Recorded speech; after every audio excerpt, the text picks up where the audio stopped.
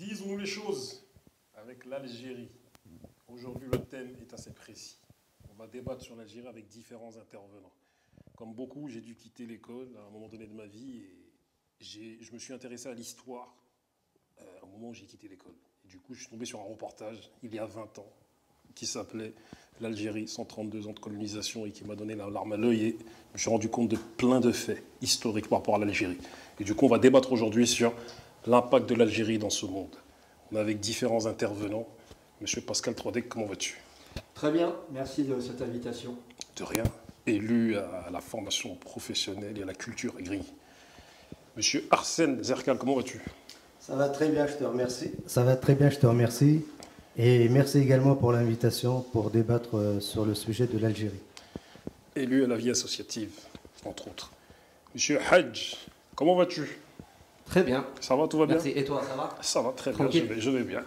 Monsieur est un chercheur indépendant, est à tout un parcours universitaire et du coup, aujourd'hui, ça va être toi notre expert. Ah, Tu vois avec un expert de la rue. Voilà. Monsieur Zach, comment vas-tu? Très bien, merci. Ça va, tout va bien? Très bien. Du coup, tu as réalisé et produit un film qui s'appelle Les Chroniques algériennes. Exactement. Et du coup, Exactement, ouais. en troisième partie, parce que voilà, on va procéder. Voilà, il y aura 3 parties. À la troisième partie, ben, tu vas introduire et tu vas nous expliquer un peu tout ceci. Je vais essayer d'être à la hauteur de l'expert. Exactement. Ah, l'expert. Ah, t'as intérêt à... Pour les mots, là. Donc commençons directement par la première partie.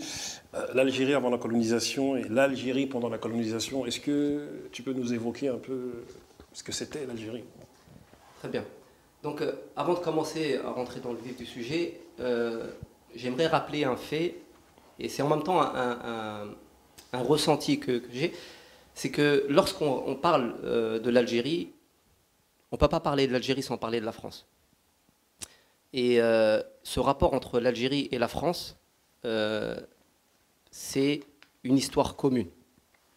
Cette histoire commune, lorsqu'on parle de cette histoire, dans l'inconscient collectif, on a l'impression que l'histoire de la France et de l'Algérie, c'est une histoire de guerre. On entend la guerre d'Algérie, ce qui a été appelé bien avant les événements d'Algérie. Sauf que, et puis on entend aussi parler de la colonisation. Mais c'est très vague tout ça. L'histoire de l'Algérie est très peu connue. Très peu connue par non seulement les Français, la France, les Français, et les Algériens eux-mêmes. Et surtout les Algériens vivant en France. L'histoire de l'Algérie, avant la colonisation, c'est une histoire de 3 siècles. 3 siècles d'histoire, qui commencent en 1516 jusqu'à 1830. Ça, c'est l'histoire de l'Algérie avant la colonisation. Et qu'on n'appelle pas l'Algérie, on appelle la régence d'Alger. De 1516 à 1830, la régence d'Alger est sous protectorat de l'Empire ottoman. Et c'est un État indépendant qui est autonome, mais dont les affaires administratives sont gérées par l'Empire ottoman. Et donc, l'Algérie est la cible de nombreuses attaques et fait l'objet de nombreuses tentatives d'invasion, dont la Hollande, les Pays-Bas, le Portugal, l'Espagne. L'Espagne qui est restée en Algérie pendant plus d'1 siècle, avec sur toute la côte algérienne, tunisienne et en partie marocaine. Et aussi une partie de la Libye. Et à partir de 1830, on appelle ça, l'histoire de l'Algérie, c'est la colonisation française en Algérie. Et donc, à ce moment-là, en 1830 jusqu'à 1962, c'est l'indépendance de l'Algérie. Pour parler un peu pour résumer un peu cette histoire. On ne va pas rentrer dans les détails car ce serait trop. L'histoire est assez complexe. Donc, à partir de 1954, on a ce qu'on appelle le déclenchement de la guerre d'Algérie, le 1er novembre 1954. Mais il y a des événements qui ont précédé la guerre d'Algérie, qui ont été des tournants historiques, qui ont permis, qui ont amené la guerre d'Algérie, qui ont mené vers la guerre d'Algérie. On a 1930 qui est la commémoration, on célèbre le centenaire de la colonisation de l'Algérie. C'est-à-dire que on rassemble des gens et puis on fête la commémoration. À partir de ce moment-là, on a ce qu'on appelle ce qui va mener à ce qu'on appelle là les scouts. Le scoutisme algérien commence à partir de 1930. Et les Algériens se sentent vraiment humiliés à ce moment-là, parce qu'ils doivent fêter leur propre défaite.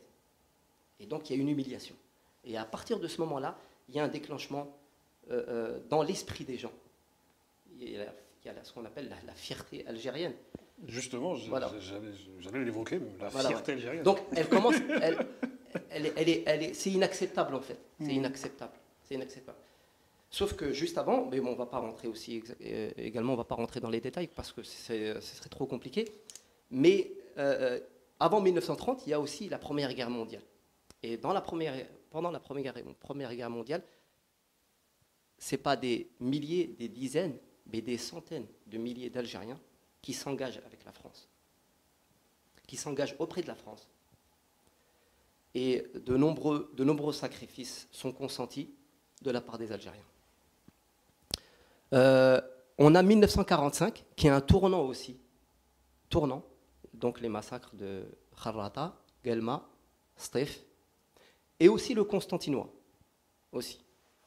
Donc on parle de milliers de morts à partir de 1945.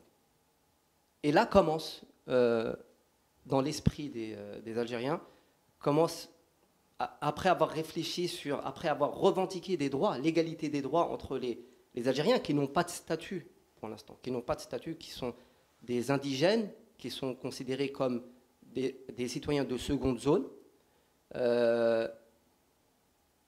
commencent à réfléchir à une indépendance. Et effectivement, avec l'arrivée de Messali Hadj, qui fonde l'étoile nord africaine, c'est-à-dire qui demande l'indépendance pas seulement de l'Algérie, mais qui demande l'indépendance de tout le Maghreb. C'est pour ça qu'il a appelé son mouvement l'étoile nord africaine. Et donc à partir de ce moment-là, on a un processus qui se met en place. Et donc la guerre d'Algérie est la résultante de tout ce processus. Voilà. Arsène, qu'est-ce que tu évoques tout ce que vient de nous dire Hadj? Je pense qu'il y a encore plein des petites choses à dire, des détails, mais je pense qu'il a très bien résumé les points marquants, les faits tournants, de cette histoire. Après moi, si je parle, je vais peut-être parler sous son contrôle, sous son couvert. Il y a eu des choses, par exemple, qui, moi, m'attirent. Entre-temps, il y a eu des révoltes en Algérie, des soulèvements. Celle de 1871, par exemple, qui fait référence aux déportés algériens. Alors, il y en a, moi j'ai trouvé d'autres explications des transportés, d'autres qui parlent de déportés. Donc, moi je parlerais de déportés algériens vers la Nouvelle-Calédonie, comme ça a été le cas également des communards à Paris, quand il y a eu la révolte, la commune de Paris, où on a transporté cette fois-ci, parce que c'était des Français, alors que c'est souvent des délits de droit commun, c'est ce qu'on appelle communément les voyous, les gens qu'on ne peut pas maîtriser, qu'on s'est débarrassé d'eux et les foutre en Nouvelle-Calédonie. Donc cette histoire de 1871, il y a beaucoup de choses à dire là-dessus. Ensuite, je vous donne l'exemple de mon grand-père, qui était à l'époque. Alors, il y a aussi 1874 de mémoire. C'était à ce moment-là où la communauté juive, les deux confessions juives, ont eu la nationalité française par le décret Crémieux, pardon, 1870. Merci de me rappeler la date, qui ont la nationalité française. Contrairement aux indigènes, donc aux Algériens. Donc ça aussi, ça a créé une grande frustration. Donc je parlais de mon grand-père qui, lui, tous les Algériens devaient faire on les a pris de force ou ceux qui veulent s'engager dans l'armée française. Il faut savoir que le seul peuple qui a guerroyé avec la France, c'est les Algériens. Ils ont été sur tous les champs de bataille, que ce soit Koshinkai, j'ai oublié le nom, Koshinkai. Enfin, bref, en Italie, au Mexique, en Chine. Donc, et à chaque fois, c'était des centaines, des milliers, des centaines d'Algériens qui ont participé lors de ces batailles-là. Donc, mon grand-père, lui, c'était de 1900 à 1922. Il était sergent-chef. Il ne pouvait pas aller au-delà de ce grade. Ensuite, j'ai eu mon père qui, en France, a fait avec la Fédération de France, il a fait partie du FLN pour la libération d'Algérie. Donc il a participé aux événements, aux mouvements qui s'est à partir de la France pour aider l'Algérie à se libérer. Ensuite, on a eu l'émigration qui est arrivée par la suite. Mais voilà, donc je ne vais pas m'attarder. Peut-être que... J'avais une petite question. On a énuméré beaucoup de dates très importantes. Moi, il y a plein de choses que je ne connais pas. Et notamment, comment les Algériens vivaient avant la colonisation et qu'est-ce qui s'est passé en fait pendant ces 100 ans-là. Et ça, pour moi, c'est hyper important parce que on parle de cette guerre, on parle d'indépendance, mais il y a aussi des fantasmes. Et est-ce que les Français qui étaient venus de métropole vivaient main dans la main avec les Algériens? Quel était le rapport? Est-ce qu'il y avait un rapport de domination? Et qu'est-ce qui a amené en fait finalement dans le quotidien des Algériens à désirer cette indépendance et toutes ces dates qui sont très importantes et qui sont... Attends, on va laisser aussi Pascal s'exprimer sur tout ce qui a été dit là. Oui, et puis rappeler que l'invasion d'Algérie, c'est aussi une histoire intérieure française. Parce qu'en 1830, Charles X, lorsqu'il décide de procéder à l'invasion de l'Algérie, c'est parce qu'il y a une situation sociale tellement dramatique en France, une situation économique tellement dramatique en France. D'ailleurs, il y a la révolution de 1830, les émeutes de 1830, qui sont un des moments de concrétisation de cette inégalité sociale et économique. Et en fait, la première raison de Charles X de provoquer cette expédition militaire, c'est de renflouer les caisses de l'État français qui sont en faillite. Donc ça, c'est un élément, parce que c'est toujours intéressant de se dire comment des phénomènes intérieurs, enfin, le vieil adage selon lequel on se fabrique un ennemi extérieur lorsqu'on est en difficulté sur son territoire national, c'est aussi l'histoire de l'Algérie. Le deuxième élément par rapport à ce qui a été dit sur la situation qui a conduit à la guerre d'indépendance, c'est l'histoire d'une inégalité sociale. Vraiment, on est vraiment dans... Alors la colonisation, c'est souvent d'ailleurs l'endroit où on va avoir la concentration des inégalités sociales, parce qu'on va avoir une partie oppressive du pouvoir qui va se lâcher encore plus facilement. Donc c'est le code de l'indigénat, qui est quand même la création même pas, je dirais, citoyen de deuxième zone, parce que les Algériens, avec le code de l'indigénat, n'avaient même pas le statut de citoyen français, et que c'était une revendication. À un moment donné, il y a l'exemple de la Première Guerre mondiale et de l'engagement des Algériens et du fait qu'il y ait cette volonté, au sortir de la Première Guerre mondiale, d'avoir justement une reconnaissance au prix du sang versé. Ça a été le cas aussi au moment de la Seconde Guerre mondiale, et l'évolution du nationalisme algérien, il a trait aussi à l'évolution des nationalismes du XXe siècle, mais il va prendre une nature particulière sur le fait qu'à aucun moment le pouvoir français ne va favoriser un rattrapage, entre guillemets, et une égalité de traitement, et une république inclusive. Les premiers combattants pour l'Algérie Hadj le disait, ne se battent pas forcément au point de départ pour l'indépendance, mais se battent pour l'égalité des droits. Les premiers mouvements, ils sont sur l'égalité des droits, et c'est la non-reconnaissance de cette égalité des droits et l'oppression sans cesse réaffirmée qui va pousser à ce qu'à un moment donné, il y ait une guerre d'indépendance, parce qu'il n'est pas possible de faire république. Et justement, par rapport à ce que tu disais, Zach, il y a eu des petits, il y a eu des prolétaires de la métropole qui se sont retrouvés en Algérie, parce qu'on est là aussi dans une logique d'inégalité sociale. Les grands colons, les propriétaires, ils sont dans la logique de l'oppression, et ils sont envoyés par le pouvoir central pour mener cette oppression. Et puis autour, tu as des ouvriers français, d'origine espagnole, italiens, qui vont venir en Algérie parce qu'il y a une opportunité économique d'essayer sous d'autres latitudes de réussir sa vie économiquement. Et ces personnes-là vont pas forcément avoir le même positionnement oppressif, parce qu'ils vont être beaucoup plus, je dirais, dans la même classe sociale que les personnes, que les Algériens. Mais le pouvoir colonial, lui, il va fabriquer, il va renforcer cette distanciation. Et voilà, il y a eu quand même des militants, y compris des militants révolutionnaires, des militants communistes qui étaient en Algérie, qui ont combattu aux côtés du FLN, parce qu'ils étaient membres de cette classe sociale opprimée en Algérie. Mais l'immense majorité se sont quand même largement coulés dans le moule de l'oppression des populations occidentales sur les populations autochtones.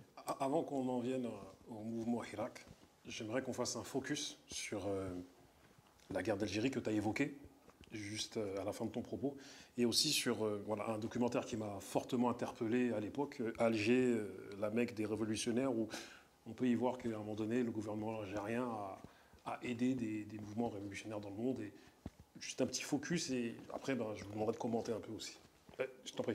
Ouais, je voulais juste rajouter un petit point sur l'émir Abdelkader. Je ne sais pas si on t'en avait parlé, Hadj. L'émir Abdelkader qui a justement combattu l'arrivée des Français au bout d'un certain temps. Il s'est opposé justement à cette colonisation, et que par la suite, c'est devenu quelqu'un d'emblématique, et qu'on connaît aujourd'hui.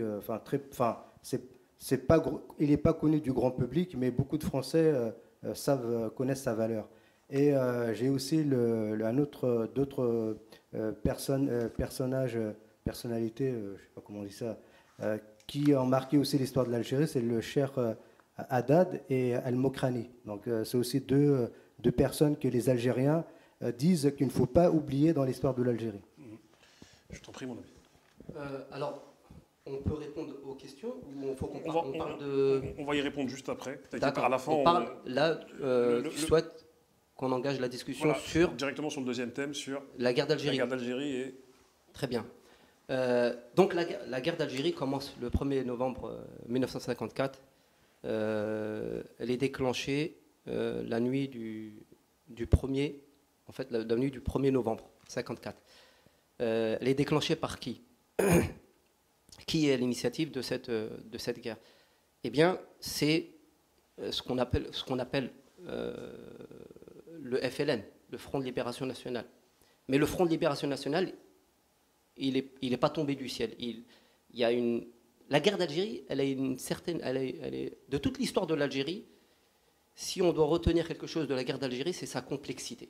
C'est-à-dire que le FLN, avant d'arriver sur le terrain et d'être sur le terrain justement de la libération, il y a eu plusieurs mouvements, dont les mouvements ça commence avec Messali Hadj, donc Messali Hadj qui fonde l'ENA, l'étoile nord africaine, ensuite qui est dissoute, qui devient le PPA, le Parti du peuple algérien, ensuite le MNA, le mouvement national algérien, le MTLD, le mouvement pour le triomphe des libertés démocratiques. Tous ces mouvements-là vont voir naître un processus qui va permettre au FLN de rassembler, avec bien sûr des guerres fratricides qui vont pas rester, qui vont rester justement, qui vont être assez sanglantes. Mais c'est le FLN qui va prendre le dessus. C'est le FLN qui va déclencher toutes ces guerres, toute cette révolte, et qui va permettre justement d'aboutir à l'indépendance. Mais la distinction que je fais par rapport à tous les mouvements qu'il y a eu depuis le début de la résistance, dont Hassan parlait à l'instant, de 1830 jusqu'à 1962, il n'y a pas un moment en Algérie où il n'y a pas eu de résistance. L'Algérie est une terre de résistance par excellence. Elle a commencé en 1830 jusqu'à 1916, où on a eu des résistances armées. À partir de 1916 jusqu'à la révolte des Aurès, on a ce qu'on appelle des mouvements plutôt politiques, avec l'émir Khaled, qui est le petit-fils de l'émir Abdelkader. À ce moment-là, l'émir Khaled, qui est le père du nationalisme, invente un nationalisme, le nationalisme algérien. Et on a Messali Haj qui vient par la suite, dont on a rappelé précédemment le rôle primordial de Messali Haj dans l'indépendance de l'Algérie. Pourquoi? Parce que Messali Haj est le premier Algérien à avoir appelé à l'indépendance de l'Algérie. C'était en 1927, si mes souvenirs sont bons, à Bruxelles. Donc il a rendu la question algérienne, il l'a rendue internationale. Il l'a présenté auprès de l'ONU, qui en a fait par la suite son ordre du jour au sein de l'ONU. Ce qui a rendu l'affaire algérienne internationale. Parce qu'au départ, il s'agissait d'isoler l'Algérie.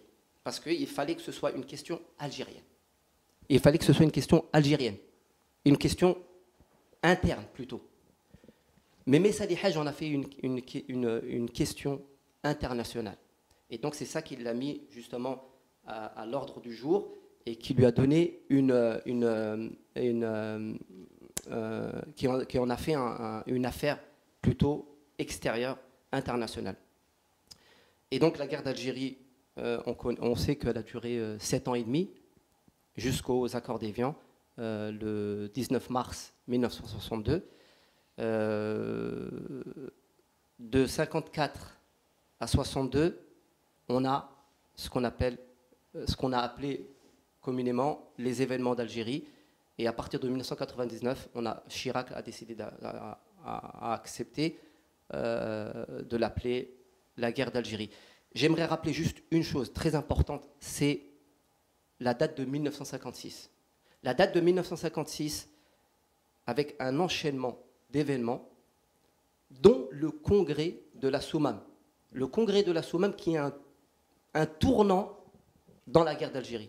Pourquoi? Parce que le congrès de la Soumam a permis, c'est ce que disent les révolutionnaires algériens, le congrès de la Soumam en août 1956 a permis d'avoir une assise politique, diplomatique, une plateforme politique qui a permis de donner une directive à la guerre d'Algérie, d'organiser et de structurer la guerre d'indépendance. Le congrès de la Soumam, c'est le départ, c'est le commencement des négociations. On a commencé à parler de négociations. C'est-à-dire que pendant qu'il y avait les mouvements, pendant qu'il y avait le processus qui était entamé, on a parlé de négocier. C'est-à-dire qu'ils ont vu loin. Ils ont vu loin. Et ça n'a pas été ça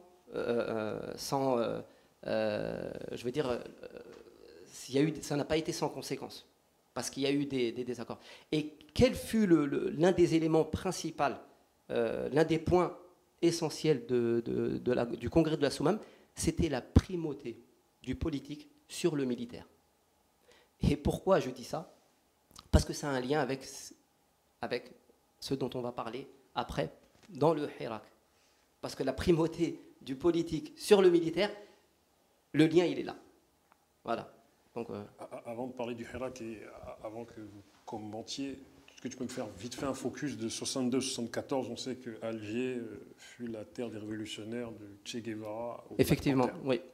Donc à partir de 1962, l'indépendance de l'Algérie, donc on signe les accords d'Évian. À partir de 62 jusqu'à 74, l'Algérie devient le symbole, devient la capitale des révolutionnaires, la capitale mondiale des révolutions.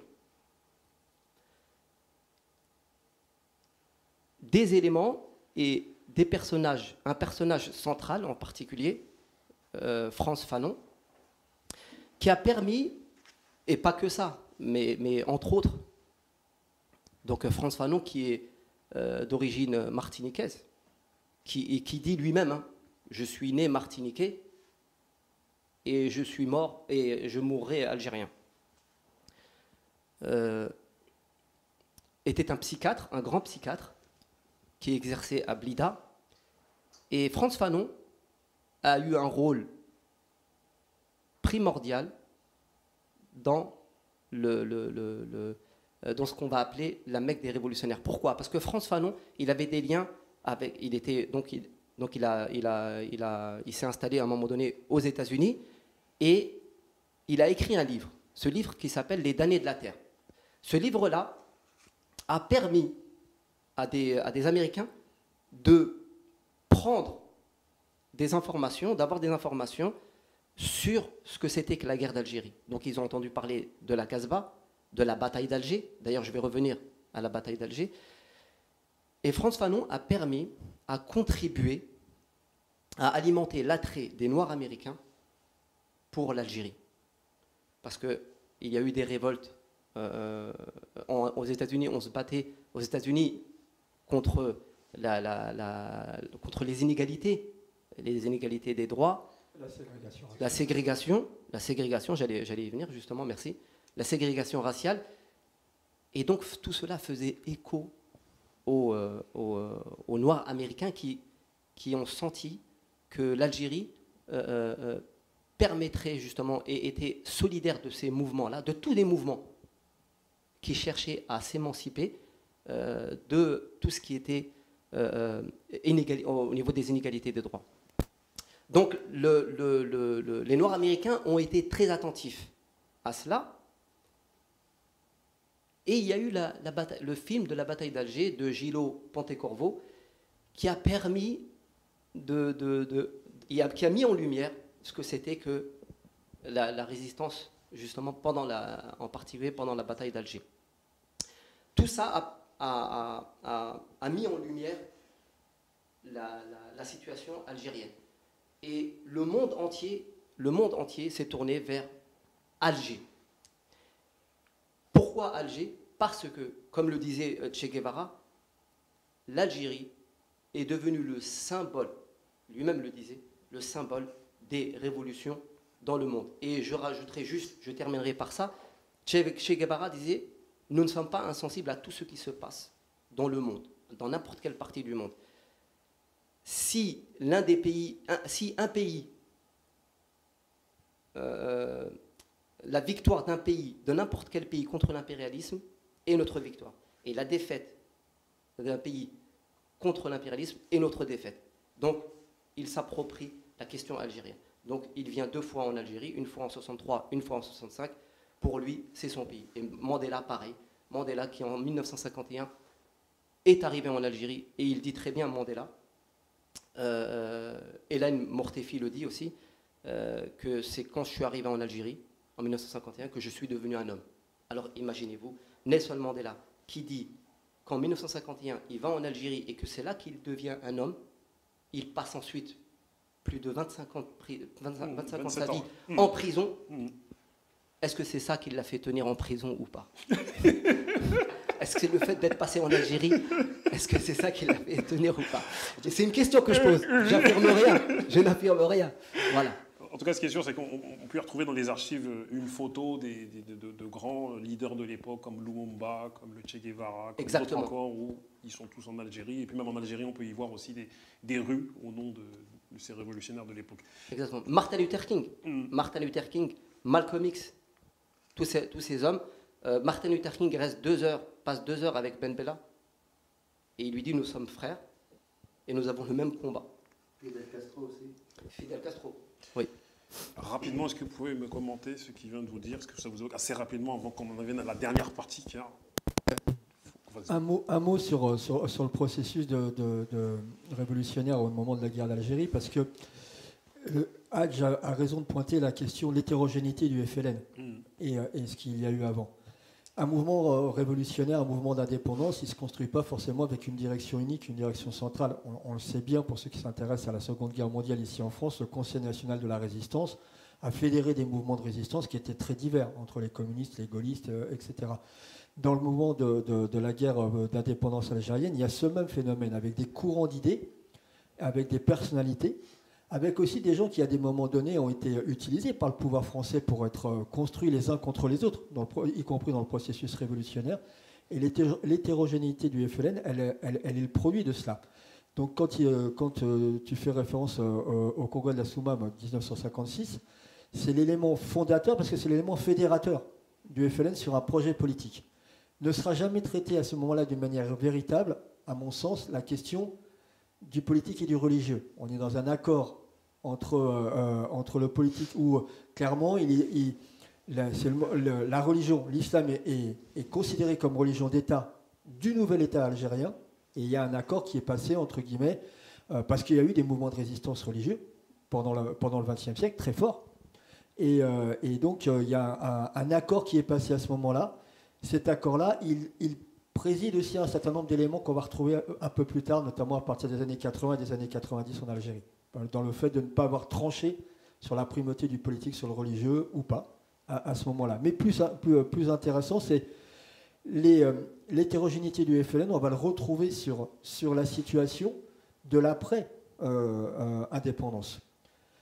De 62 à 65, c'est Ahmed Ben Bella qui dirige le pays. Il le dirige sur un terrain qui est très idéologique, très proche justement de la Fédération des pays non alignés, très proche du mouvement communiste, et avec une volonté d'avancer sur ce terrain-là. Et c'est le moment qui sera les éléments les plus forts d'accueil des révolutionnaires, parce que ça correspond à cette création du mouvement des pays non alignés, à l'indépendance et à la prise du pouvoir de Fidel Castro à Cuba, au mouvement des droits civiques aux États-Unis, au mouvement d'indépendance en Afrique.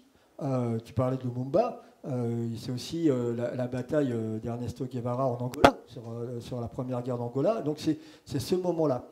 Donc 62-65, on est vraiment sur un schéma politique, mais les dissensions vont conduire aussi au coup d'État de 1965 et à la prise du pouvoir de Boumedienne. Et Ouari Boumedienne, c'est un militaire. Et ce combat qui a existé dans l'hétérogénéité du FLN avant l'indépendance, on le retrouve après l'indépendance. Et la partie, ce qui va conduire à ce que disent aujourd'hui un certain nombre d'Algériens, on a eu l'indépendance, mais on n'a pas eu la révolution, qui était normalement associée au mouvement d'indépendance. Parce que, bon an, mal an, le pouvoir militaire a pris le pas sur le pouvoir politique à partir de 1965, et on est dans la continuité de cela encore aujourd'hui. Il nous reste 10 minutes pour parler du dernier thème, dans le Hirak. Et je vais laisser M. Zach l'introduire et M. Arsène commenter en premier. Je me permets de faire une petite affaire. Je t'en prie. Ce qui a été dit, ça va peut-être faire la transition justement. Et en fait, du coup, moi, c'est une partie de l'histoire algérienne que je ne connaissais pas du tout. Comme toi, j'ai découvert à travers ce film. Et forcément, face à ça, j'avais des frissons de découvrir que Alger, ça a été cette terre des révolutionnaires. Et tout de suite, ce qui vient à l'esprit comme question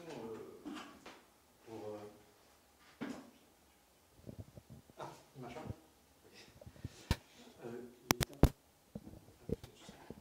Et du coup, je reprends le début. Vas-y, je t'en prie. Ok. Alors, je vais juste me permettre de revenir en arrière un peu pour reprendre ce qui a été dit juste avant et peut-être faire une transition avec justement le Hirak. Moi, c'est une partie de l'histoire que je ne connaissais pas du tout. Je l'ai découvert comme toi donc dans ce film.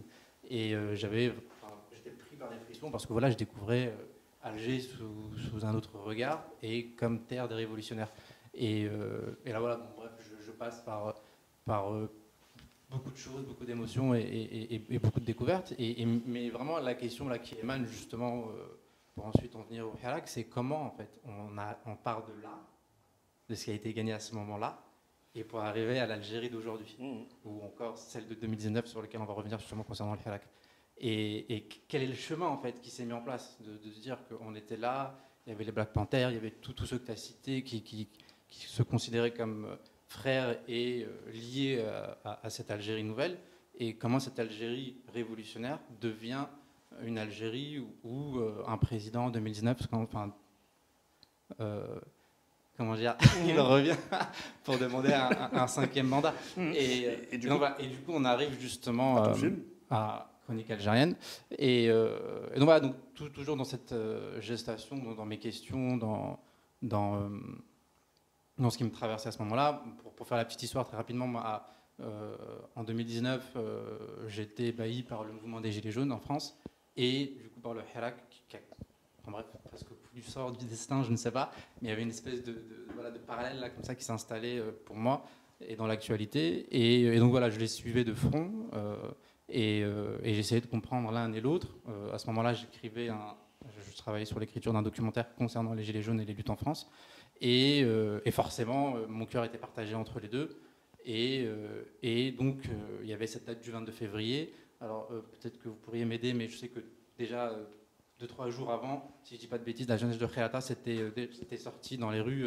Donc, c'est là où il y a vraiment eu le point de bascule. Je pense que c'est important de le préciser. Et donc, ils sont sortis dans les rues contre ce 5e mandat.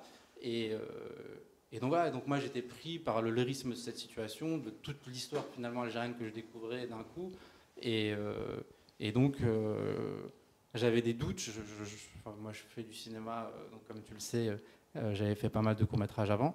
Et en fait arrive la Cannes, la Cannes de 2019. Et là je me dis, non, il se passe trop de trucs là-bas, ça fait longtemps que je n'y suis pas allé et il faut que je retourne en Algérie.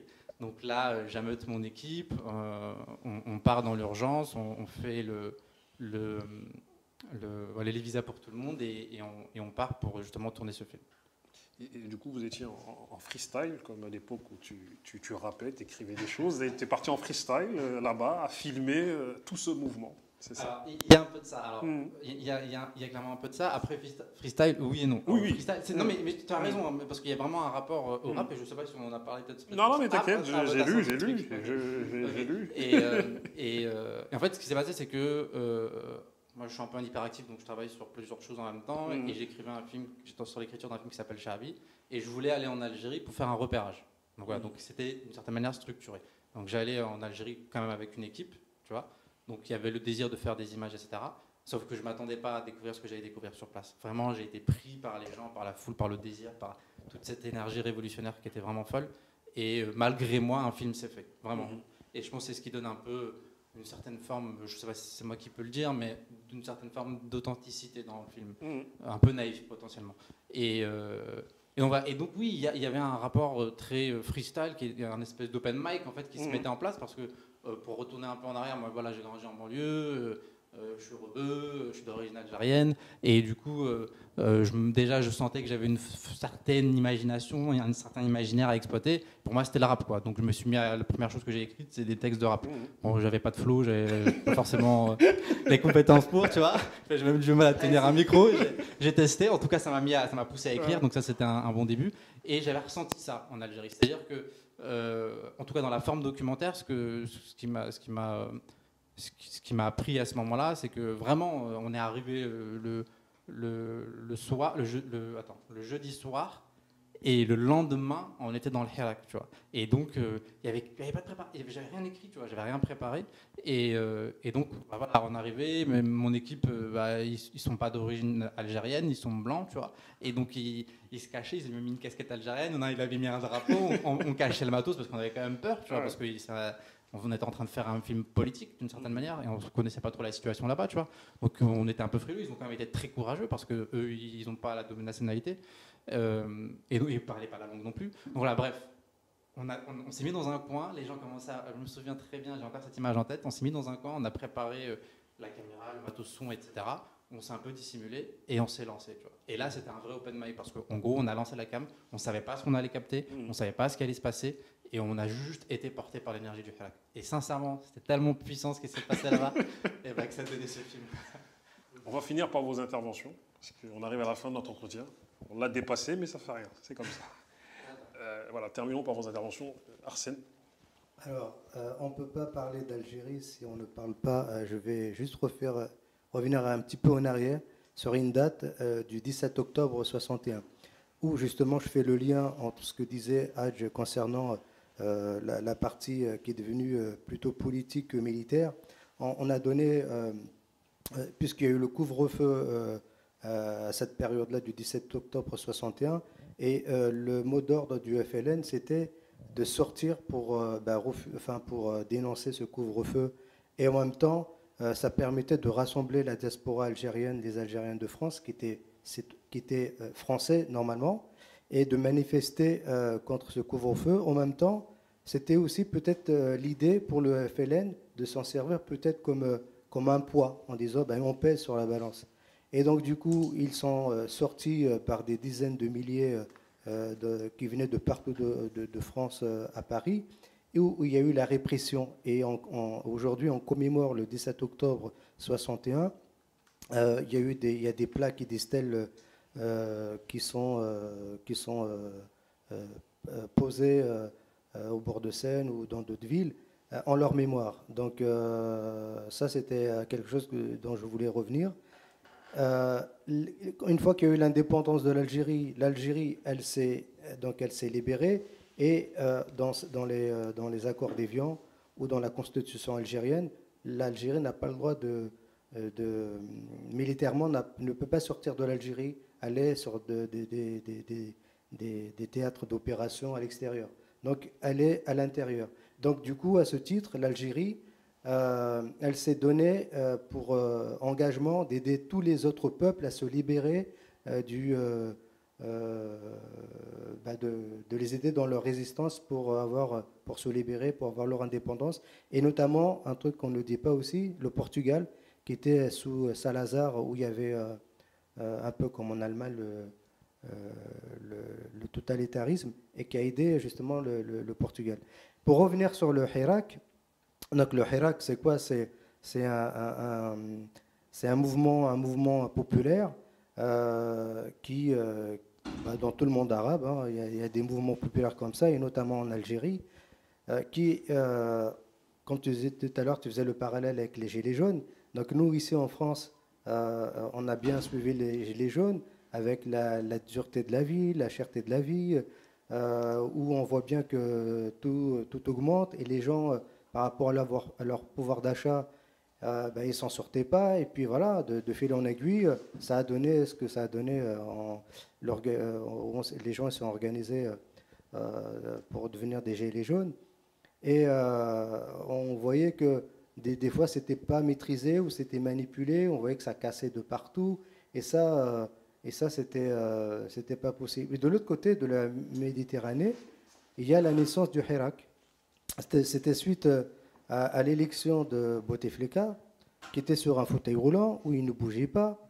Et les gens, pour eux, c'était la goutte qui faisait déborder le vase. Comment une personne puisse se représenter sur un fauteuil roulant alors que le mandat précédent, il était mort, quasi inexistant. Et à ce titre, les Algériens n'en pouvaient plus. Ils disent là, ça suffit. On ne peut pas continuer comme ça. Il y a la misère, il y a la pauvreté, la cherté de la vie également. Et donc, du coup, là, ils ont bravé l'interdit. Et c'est ce que je rejoins, ce que disait Pascal.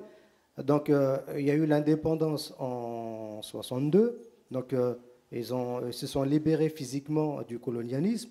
Et on leur a confisqué la révolution. Et là, le 22 février 2019, de mémoire, si je ne me trompe pas, et là, c'était se libérer, mais psychologiquement, de ces chaînes de l'enfermement par le pouvoir. Et donc, du coup, c'est ce qui a fait, pareil, faire sortir les gens, des jeunes, des moins jeunes. On a même vu des anciens sortir. Et par la suite, on a les corporations, la police, les avocats, tous unis, qui, comme en France, ça a été stoppé par le Covid. Et aujourd'hui, en Algérie, ça reprend. Et je crois que, comme il disait tout à l'heure Hadj, la fierté algérienne, et ils ont ça dans le sang, la résistance. Donc du coup, ils sont toujours prêts à aider les autres, mais eux aussi, je crois qu'ils, quand il y a le moment venu pour sortir, ils le font savoir. Et juste encore une autre chose, nous, depuis la France, quand on a vu les mouvements un peu partout en Europe, aux États-Unis, en Colombie, en Venezuela, où ça a explosé, les gens et cassé, en Algérie, on a appris, ils nous ont montré une image vraiment de manifester pacifiquement sans casser. Et ça, je crois que ça a été pour le monde entier et ça a été repris dans les médias comme un exemple à suivre. Détail. Merci. Il faudrait beaucoup de temps pour vraiment parler du Hirak dans sa plénitude, mais là, tout ce qui a été énuméré, ça a nourri fondamentalement le Hirak. Et il y a une partie de l'histoire algérienne dont on n'a pas vraiment parlé, c'est celle de la décennie noire. Et c'est aussi un des moteurs qui a nourri le Hirak. Donc voilà, c'était juste pour rajouter cette petite précision. Donc voilà, c'est un peu frustrant de ne pas pouvoir en parler. Exactement, c'est exactement, j'ai oublié d'en parler. Suite à la décennie noire, ils ont compris, ils sont mûris que la violence ne servait à rien.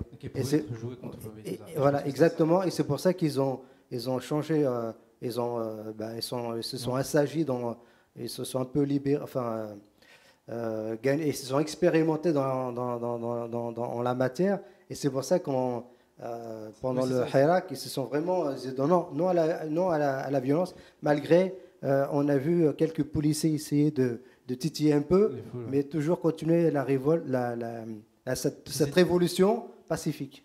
C'est toute cette expérience justement qui fait que le Hirak a cette couleur et cette forme, à la différence des Gilets jaunes, parce que c'est une histoire justement qui est différente.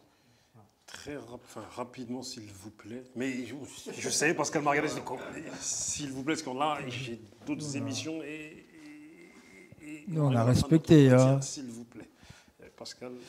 Juste sur le Irak, vous avez pointé la question de la décennie noire, pointé quand même que c'est aussi une filiation des mouvements de la fin des années 80 et notamment des émeutes de la fin des 1988.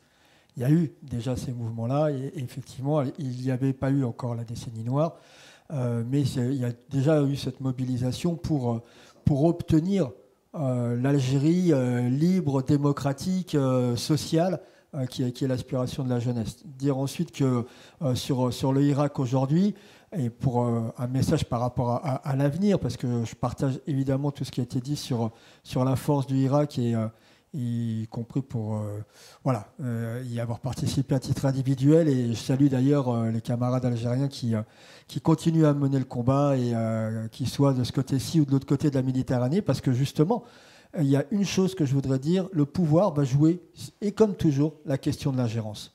Va pointer le fait de dire oui, mais il y a une ingérence extérieure dans les affaires intérieures, donc c'est aux Algériens de mener leur combat. Il n'y a pas de légitimité à ce que des gens qui ne sont pas en Algérie donnent leur avis sur le Irak. C'est un profond mépris du peuple algérien que de dire ça. Parce que le peuple algérien, la jeunesse algérienne, elle ne se fera jamais récupérer par quiconque médiatiquement parlant à l'étranger. La jeunesse algérienne, elle sait exactement la situation dans laquelle elle est aujourd'hui et elle sait exactement les gens qui sont la cause de la situation et de l'empêchement démocratique et de l'empêchement de construire leur vie dans laquelle ils sont aujourd'hui. Et donc, il n'y a aucun risque de récupération du Irak par qui que ce soit. Par contre, il y a une responsabilité de solidarité internationale. Il y a une responsabilité à ce que, comme le disait Hadj, comme le disait Arsène sur le fait que l'Algérie a aidé d'autres pays dans le combat de libération, dans le combat démocratique, l'ensemble des militants, l'ensemble des acteurs, l'ensemble des gens qui sont attachés à la démocratie, à la liberté dans le monde, doivent aujourd'hui avoir un œil particulier, une attention particulière et une solidarité particulière en direction du Irak, parce que c'est l'avenir d'une jeunesse qui joue aujourd'hui en Algérie. Hadj, le mot de la fin, toi, assez rapidement, parce que je vais avoir des problèmes. C'est compliqué, mais bon, on va essayer, on va jouer le jeu.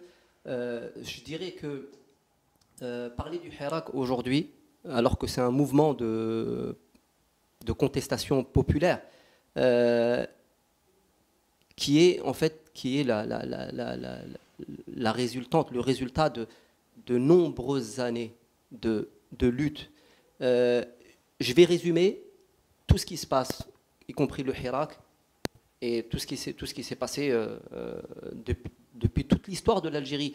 Le peuple algérien est un grand peuple.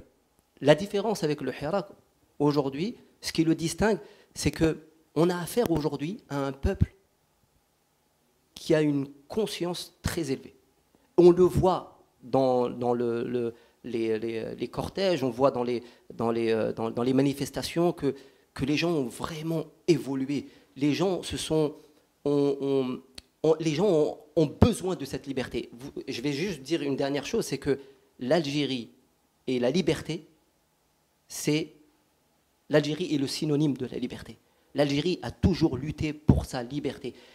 C'est une lutte constante pour la liberté et la dignité de tous. Voilà. L'Algérie fait passer un message, et d'ailleurs on appelait ça les vendredis, les mouvements du vendredi, les manifestations du vendredi, mais ensuite on a appelé ça les leçons du vendredi. On a appelé ça la révolution du sourire, les révolutions pacifiques. Et je dirais une chose aussi pour terminer, et là ce sera vraiment la fin, c'est que le peuple algérien a conscience que c'est seulement en faisant des révolutions pacifistes qu'ils arriveront on arrivera à aboutir à quelque chose de sérieux. Et c'est ce que disent justement tous les mouvements, tous les manifestants sont d'accord avec ça pour dire que ils sont complètement convaincus. Ils sont convaincus et ils sont déterminés à aller au bout. Voilà. Donc ce sera le mot de la fin. Désolé, je tenais à générer cette frustration que nous avons tous, mais elle est volontaire. En tout cas, j'ai tenu à faire cette émission car j'ai un profond respect pour ce peuple algérien, pour tous les Maghrébins, tous les Français, Bretons, Normands avec qui j'ai grandi. Et voilà, El Jazeera, voilà, le drapeau, toutes ces choses-là, ben, ça permet à plein de gens de comprendre le pourquoi du comment de cette fierté algérienne et de ce respect que j'ai pour ce peuple et de sa fierté. Algérie, le plus grand pays d'Afrique. Le Sénégal est là aussi. Mais bon, tranquille, il n'y a pas de souci. Je parle en kilomètres carrés. Superficie, exactement. Merci à vous. Merci à vous de vous être déplacés. Merci à toi. On a dépassé le temps, mais je le savais qu'on allait le dépasser. Merci à vous.